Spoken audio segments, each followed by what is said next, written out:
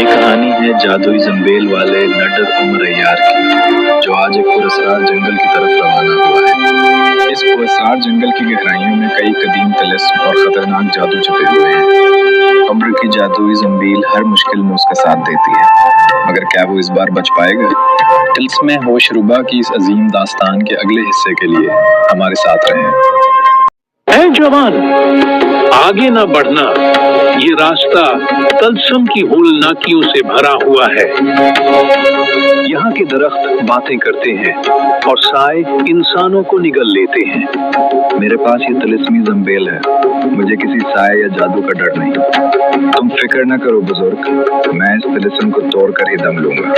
خدا تمہارا حامی و ناصر ہو، مگر یاد رکھنا کہ یہاں حقیقت اور فریب ایک ہی ہے۔ جادوئی جنگل پر ایک پراسرار کالی گھٹا چھا گئی تھی، جیسے کوئی بڑی بلا آنے والی ہو۔ پھر اچانک آسمان سے شعلے برسنے لگے۔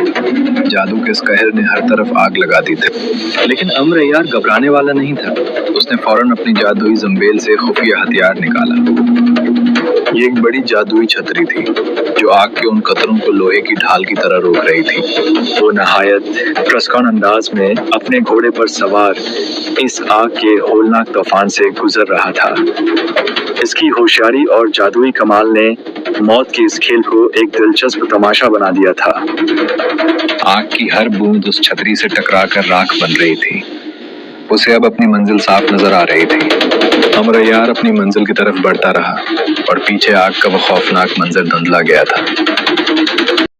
عمر عیار اپنی چستی اور عقل مندی سے اس دیو ہیکل دشمن کا مقابلہ کر رہا تھا۔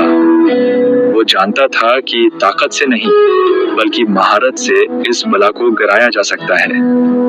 جیسے ہی دیو لڑکھڑا کر گرا، اس کی غسیلی چیخوں سے سارا طلسماتی محل گونج اٹھا۔ جادوئی زنبیل اب اس کی پہنچ میں تھی، فتح قریب دکھائی دے رہی تھی۔ اے مغرور دیو، عمر کی زنبیل کے جادو سے آج تک کوئی نہیں بچ سکا۔ یہ کیسی رسی ہے؟ یہ تو میری تمام طاقت ہی نچوڑ رہی ہے۔ یہ طلسماتی رسی ہے، اب تم ہمیشہ کے لیے اس محل کے قیدی ہو۔ چلو، اب اس محل کے چھپے ہوئے رازوں سے پردہ اٹھانے کا وقت آ گیا ہے۔ یہ خاموشی، جیسے یہاں وقت صدیوں سے تھم گیا ہو۔ یہ صرف مجسمے نہیں ہیں، بلکہ وہ قدیم جنگجو ہیں جو اس باغ کے سحر میں کھو گئے۔ ان رنگین پھولوں اور چمکتی روشنیوں کے پیچھے ایک پراسرار جادو چھپا ہے۔ مجھے بہت سنبھل کر آگے بڑھنا ہوگا، میری زنبیل ہی اب میرا واحد سہارا ہے۔ جادوگرنی رونی نے اپنے جادوئی عصا سے محل کے در و دیوار ہلا دی۔ عمر عیار اس کے قہر سے بچنے کے لیے تیار تھا۔ اس نے اپنی زنبیل سے ایک خاص طلسمی آئینہ نکال کر اس کے سامنے کر دیا۔ کہانی کا جادو جیسے ہی آئینے سے ٹکرایا، اس کی اصلیت ظاہر ہو گئی۔ جادوگرنی خود ہی اپنے سحر کا شکار ہو کر پتھر بننے لگی۔ طلسم کا طوفان اپنی پوری قوت کے ساتھ گرج رہا تھا۔ مجھے اس طوفانی طلسم کو ہر حال میں ختم کرنا ہوگا۔ اور پھر عمرو نے وہ مقدس جادوئی پھول رانی کے قدموں میں رکھ دیا۔ آخرکار طلسم ٹوٹ گیا اور روشنی واپس آ گئی۔ دیکھتے ہی دیکھتے جادو کا بڑا اثر ختم ہوا اور ملکہ ایک نیک سیرت خاتون میں بدل گئی۔ تمام پتھر کے سپاہی اپنی اصل حالت میں واپس آ گئے اور اپنی آزادی کا جشن منانے لگے۔ سب نے مل کر عمرو کا شکریہ ادا کیا، جس نے اپنی حکمت سے اس مشکل طلسم کو توڑ دیا۔ یہ فتح سچائی اور بہادری کی تھی، جس نے اس جادوئی سلطنت میں دوبارہ امن قائم کر دیا۔